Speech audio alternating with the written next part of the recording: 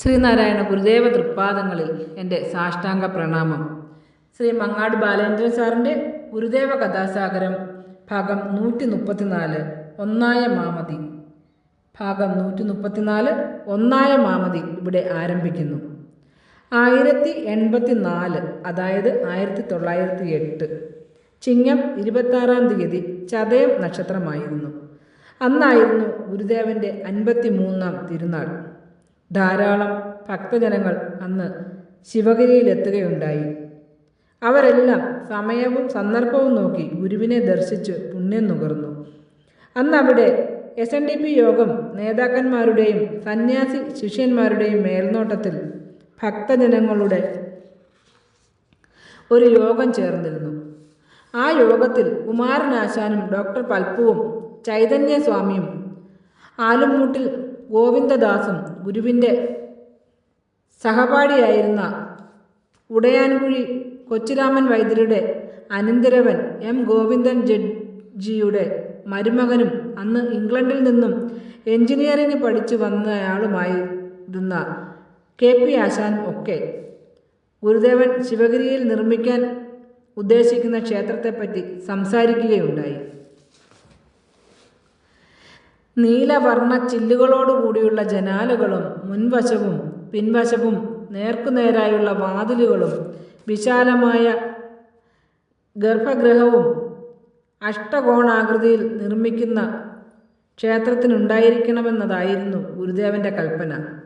നേരത്തെ ഗുരുദേവൻ ശൂലം പ്രതിഷ്ഠിച്ചിരുന്ന സ്ഥാനത്തായിരുന്നു ക്ഷേത്ര നിർമ്മാണത്തിനുള്ള കുറ്റി തറച്ചത്.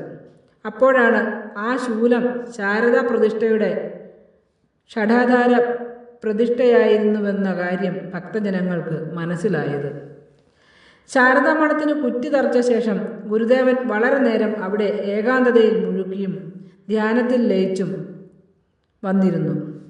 സർവ വിദ്യകൾക്കും സർവകലകൾക്കും അധിഷ്ഠാത്രിയായിരിക്കുന്ന ഒന്നായ മാമതിയുടെ മഹാസങ്കല്പം ഗുരുദേവൻ്റെ ഹൃദയത്തിൽ അപ്പോൾ നിറഞ്ഞു കവിഞ്ഞു നിന്നിരുന്നു. ആ കരകവിയലിൽ നിന്നും ഉദയം ചെയ്തു വന്ന ഒരു വാങ്മയ രൂപം തൃപ്പാദങ്ങളുടെ കണ്ടത്തിലൂടെ ഉതിർന്നു വീണു. അത് കേട്ട് സുഗുണാനന്ദഗിരി സ്വാമി നിർവൃതിയിൽ ലയിച്ചിരുന്നത് പോയി.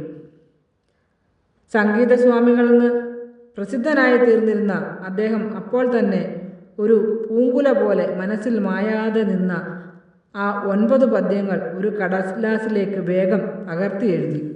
അതാണ് ജനനി നവരത്ന മഞ്ജരി എന്ന പേരിൽ പിന്നീട് പ്രസിദ്ധമായി തീർന്ന സ്തോത്രകൃതി. ഒന്നായ മാമതിയിൽ നിന്നായിരം ത്രിപുടി വന്നാശുതന്മതി മറന്ന് അന്നാദിയിൽ പ്രിയമുയർന്നാടലാം കടലിൽ ഒന്നായി വീണു വലയും എന്നാശയം ഗതി പെറും നാദഭൂമിയിൽ അമർന്നാമിരാഭ പടരും ചിന്നാഭിയിൽ ത്രിപുടി എന്നാണറും പടി കലർന്നാരിടുന്നു ജനനീ. പിൽക്കാലത്ത് സുഗുണാനന്ദഗിരി സ്വാമികൾ ശാരദാ സന്നിധിയിൽ നിന്ന് ആ കാവ്യം കർണമധുരമായി ആലപിക്കുന്നത് കേട്ടിരിക്കുവാൻ ഗുരുദേവന് വലിയ സന്തോഷമായിരുന്നു. അറിവിന്നമൃതായി അദ്വൈത മന്ത്രങ്ങൾ ആലപിച്ചെത്തിയ പൂങ്കുയിലേ ശിരസിൽ നിൻ പാദബാഷ്പങ്ങൾ അണിയുവാൻ ശിവഗിരി എത്ര നാൾ തപസ്സു ചെയ്തു. ശ്രീ മങ്ങാട് ബാലേന്ദ്രൻ സാറിൻ്റെ ഗുരുദേവ കഥാസാഗരം ഭാഗം 134 ഒന്നായ മാമതി ഇവിടെ അവസാനിച്ചിരിക്കുന്നു. ഇതിൽ വന്നിട്ടുള്ള തെറ്റുകുറ്റങ്ങൾ സദയം ക്ഷമിക്കണമെന്ന് ഗുരുദേവ നാമത്തിൽ അറിയിക്കുന്നു. നന്ദി, നമസ്കാരം. ഗുരുധർമ്മം വിജയിക്കട്ടെ.